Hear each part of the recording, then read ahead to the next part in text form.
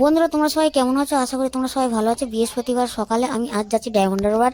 আমার কিছু check up আছে, তো সেই জন্য আমি ডায়মন্ড হারবার হাসপাতালের চেক আপে যাচ্ছি। আমি তোমাদেরকে সেটা দেখাবো। তো আমার মাসে দুবার ব্লাড নিতে হয়, তার সঙ্গে চেক আপ করতে হয়। আর ঠান্ডা লেগেছে, ঠান্ডার সময় সকালবেলায় উঠে কিছু টেস্ট আছে, তো টেস্টগুলো করতে হয় নিয়মে।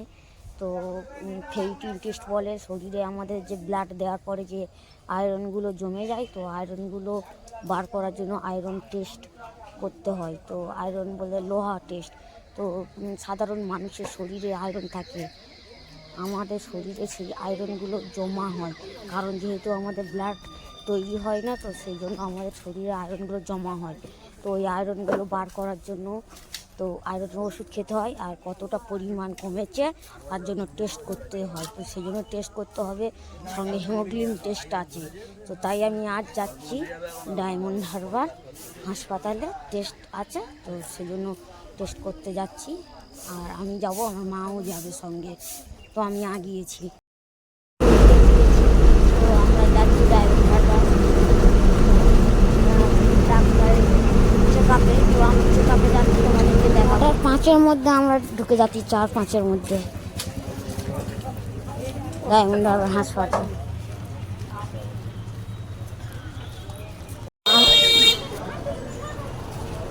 আমরা ডায়মন্ড হারবার হাসপাতালের সামনে পৌঁছে গেছি।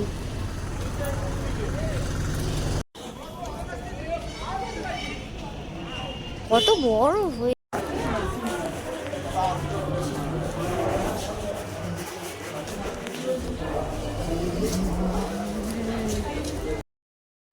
ফেরিটিন আর হিমোগ্লোবিন টেস্ট করার জন্য তো আমরা আমাদের 24 নম্বর ঘর থ্যালাসেমিয়ার ডিপার্টমেন্টে তো চলে এসেছি।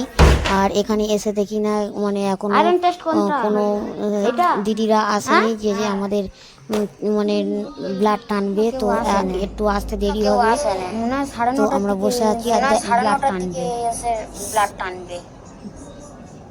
এই মেশিনটাই আমাদের 9:30 আমাদের হিমোগ্লোবিন টেস্ট করে। আর এই যে মেশিনটা, এটাই আমাদের হিমোগ্লোবিন টেস্ট হয়। এর ভিতরে রক্তের ভ্যাল দিলে হয়ে যায়। আর আমাদের ম্যাম এসে গেছে, আমাদের এবারে ব্লাড সব টানা হবে। তো ফেরিটিন টেস্ট হবে এখান থেকে, আর হিমোগ্লোবিন টেস্টও হবে। তো হচ্ছে এবার যার যার যেমন নাম তেমনই হচ্ছে। আর এই দেখো আমাদের সেই হিমোগ্লোবিন টেস্ট করা মেশিন। তো এটা হচ্ছে কি একদম পুরো মানে মেশিন থেকেই সব এটা বার হবে, স্লিপটা বার হবে। তো এটা খুব সুন্দর একটা আর আমাদের মানে যে যেমন লাইনে ছিল তার তেমনই ডাকা হচ্ছে, তো সে তেমনই আসছে। তো আমার একটু দেরি হবে যেতে যেহেতু। তো তারপরে আমি এই দেখো কীরকম পড়ছে, এটা হচ্ছে হিমোগ্লোবিনের রিপোর্ট হয়ে গেল। এই রিপোর্টটা নিয়ে দেখাবে কার কত পয়েন্ট আছে, ওখান থেকে মেশিন থেকে ওই বলে দেবে। আর এই যে এখান থেকেই ওই যে মাঝখানে যে একটা সবুজ মতো নেওয়া আছে, ওখানে একটা মানে একটা লম্বা মতন সূচের মতো নেওয়া আছে, ওর ভিতরে হচ্ছে কি ভাইল ঢোকালে সেখান থেকেই ব্লাড থেকে রিপোর্টটা নিয়ে ওই মানে চলে যায়, হয়ে যায়। তো এই দেখো আমার হয়ে গেছে, আমার প্রচণ্ড কমে গেছে। দিদি বললো কমে গেছে, ওয়ার্ডে ভর্তি হয়ে যা। তো আমার হিমোগ্লোবিন কমে গেছে, ওয়ার্ডে ভর্তি হতে এসেছি। আমার টিকিট করা হয়ে গেছে। আর দিদি সরকারি থেকে আমি সব রিপোর্ট করতে কাগজগুলো কমপ্লিট করেছি। এমার্জেন্সি থেকে ভর্তি হবো যেহেতু, তো এখানে প্রচণ্ড ভিড়, অনেক রোগী, তো এমার্জেন্সিতে ভর্তি হওয়া মানে প্রচুর লোক। তো একটু সমস্যা হয়, কারণ আমাদের দেখে আর এ থেকে ব্লাড নিয়ে আমাদের ছেলেটাই আমাদের কমপ্লিট হয়ে গেছে। আর ওই আমাদের জন্য যে থ্যালাসেমিয়া পেশেন্ট, আমরা একটু আবার তাড়াতাড়ি আমরা দিয়ে দেয়।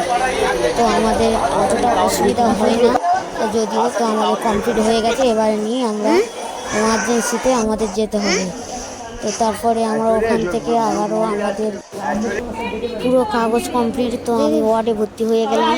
আর ওয়ার্ডে ভর্তি হয়ে যাওয়ার পরে আমাদের ওয়ার্ড থেকে ব্লাড দেবে।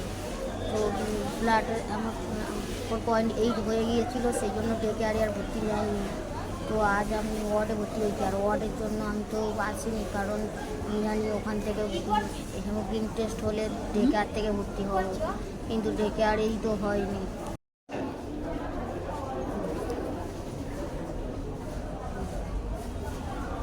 থেকে আসার সময় বুঝতে পারিনি যে ওয়ার্ডে ভর্তি হতে হবে, তাহলে সেরকম পরিস্থিতি মনে জামা কাপড় নিয়ে আসতাম, কিন্তু এখানে এসে দেখছি ব্লাড কমে গিয়েছে, আর ব্লাড এখানে এখন ডোনেট করতে হচ্ছে। তো ওই জন্য তাড়াতাড়ি আমি ওয়ার্ডে ভর্তি হয়ে গেলাম। আর ওয়ার্ডে ভর্তি হয়ে যাওয়ার পরে একটা মানে ফ্রিতে দেবে, ডোনেট নেবে না, আর ব্লাড কমে গেছে সেজন্য আমাদের বেড, আর এখানেই আমাদের ব্লাড নেওয়া হবে। তো এখন ব্লাড ব্যাংকের থেকে আসছে না ব্লাডটা, কিছু দেরি হবে কিছুক্ষণ, তারপর ব্লাডটা আসলে আমাদের তখন ডাক্তারবাবুরা ব্লাডটা চালু করে, দেখা যাক।